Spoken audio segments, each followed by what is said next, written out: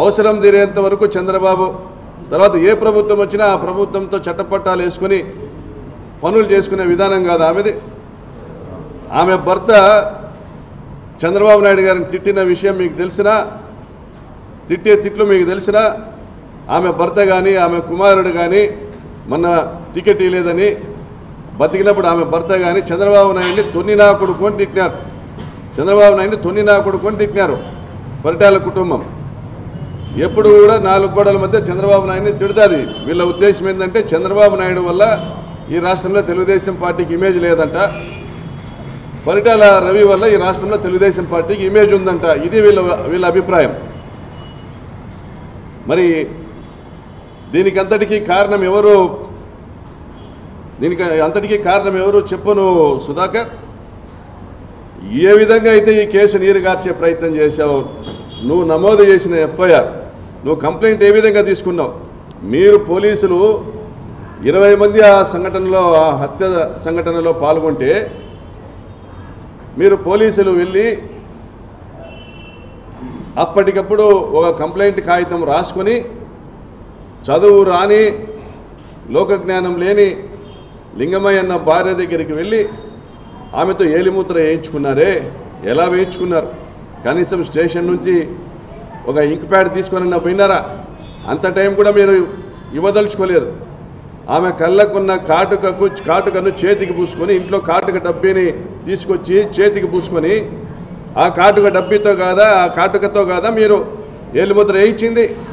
అంటే నిజాల్ని మరుగున పరచడానికి మీరు ఎంత తాపత్రయపడ్డారో అర్థం అవ్వట్లేదా సుధాకర్?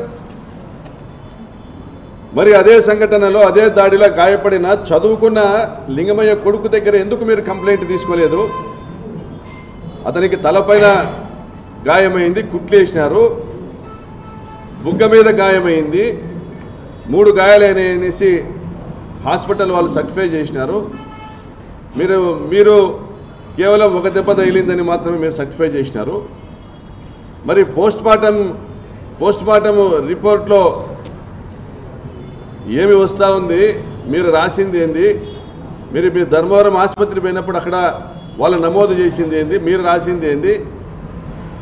సవేరా ఆసుపత్రిలో నమోదైనటువంటి గాయాలు వాళ్ళు రాసింది ఏంది? మీరు రాసింది ఏంది? ఇవన్నీ తేడాలు లేవా సుధాకర్? వారు ఆ దాడికి ఉపయోగించింది బేస్బాల్ బ్యాట్ అయితే, బేస్బాల్ బ్యాటు ఒకే దెబ్బతో, బేస్బాల్ బ్యాట్తో వేసిన ఒకే దెబ్బతో లింగమయ్య అన్న తలకాయ పగిలిపోతే, ఆ బేస్బాల్ బ్యాట్ కూడా ముక్కలైతే, ఆ ముక్కలైన బేస్బాల్ బ్యాట్తో మళ్ళీ అక్కడ ఉన్నటువంటి శ్రీనివాసులు ఆయన కొడుకు మీద దాడి చేస్తే, ఆయనకు తలకు పగిలి గాయమైతే, కుట్లు పడితే, ఇంకొక దెబ్బ మళ్ళీ రెండో దెబ్బ లింగమయ్య కొడుకు శ్రీనివాసులను పైన చెంప మీద కొడితే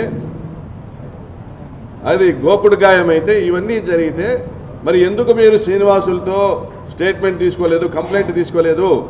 ఇంట్లో నుంచి పరిగెత్తొచ్చి భర్త తలను ఒళ్ళో పెట్టుకున్న ఆ అక్కతో ఎందుకు కంప్లైంట్ తీసుకున్నారు? మీరు చెప్తున్న కారణం ఏంటి? ఆమె కూడా అక్కడే ఉంది, ఆమె చీరకు రక్తం అంటింది కాబట్టి ఆమె కూడా అక్కడే ఉందని. చెవులో ఎవరైనా పూలు పెట్టుకున్నారనుకుంటున్నారా సుధాకర్? మీరందరూ పోలీస్ డిపార్ట్మెంటు, మరి ఇన్వెస్టిగేషన్ ఆఫీసర్ శ్రీధర్ ఏం చేస్తా ఉన్నాడు? ఎవరిని మోసం చేయాలనుకుంటా ఉన్నాడు?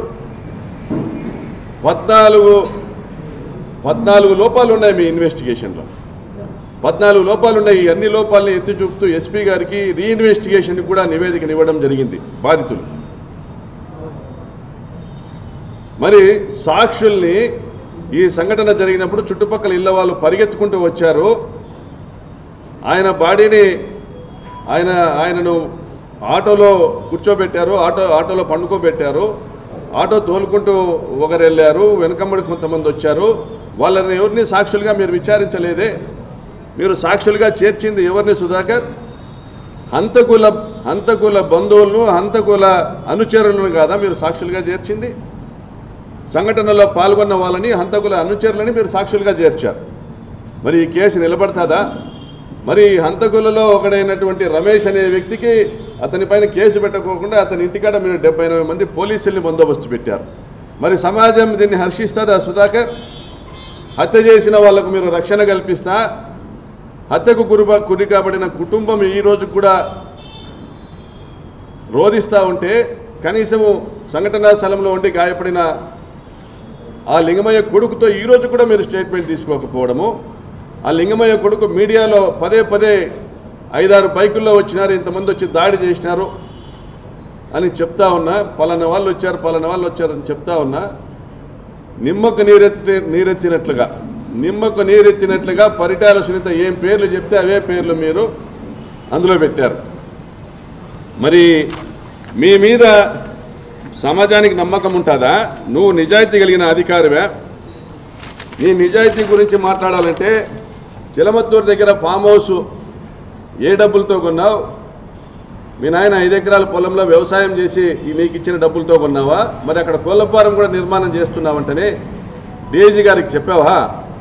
మరి రామ్నగర్లో పెంట్ హౌస్ కొన్నావంటనే రామ్నగర్లో ప్రభాకర్ చౌదరి ఇంటి దగ్గర, మరి అది కూడా 5 ఎకరాల వ్యవసాయంలోనే వచ్చిందా?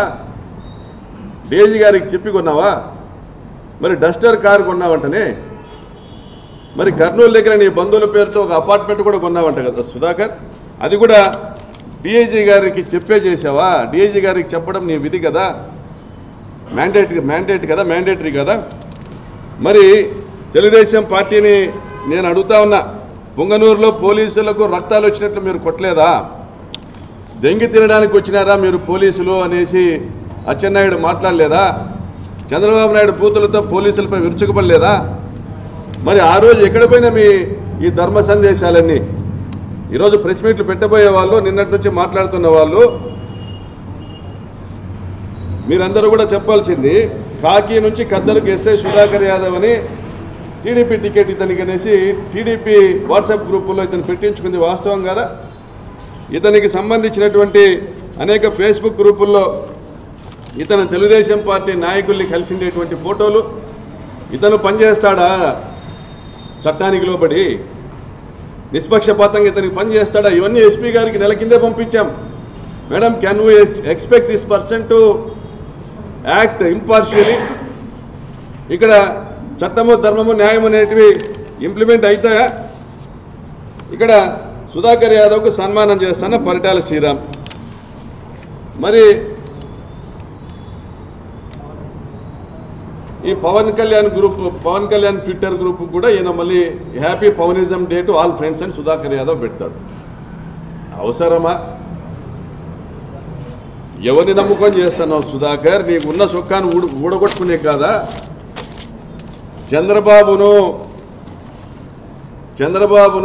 ఇంట్లో కూర్చొని విమర్శించేటువంటి పరిటాల సునీత మాటలు వింటాడా? కొడుకు టికెట్ ఇప్పించుకోలేకపోయింది ఆమె, కనీసం కార్పొరేషన్ చైర్మన్ ఇప్పించుకోలేకపోయింది, ఎమ్మెల్సీ ఇప్పించుకోలేకపోయింది, నీకు టికెట్ ఇప్పిస్తుందా? గుంతకల్లో గుమ్మనూరు జయరామ్ని కాదని ఎవరిని నమ్ముకొని నీ చొక్కా ఊడగొట్టుకునే ప్రయత్నం చేస్తున్నావు?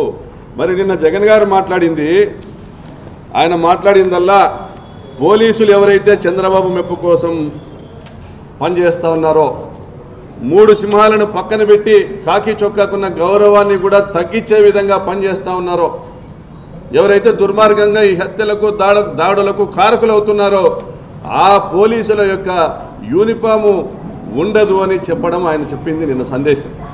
అటువంటి పోలీసులకు నిజంగానే మా ప్రభుత్వం వచ్చిన తర్వాత ఈ కేసుల పునర్విచారణ జరుగుతుంది. వారిపైన ఇవాల్టి నుంచే ఛార్జ్ షీట్ వేయడం మొదలవుతుంది.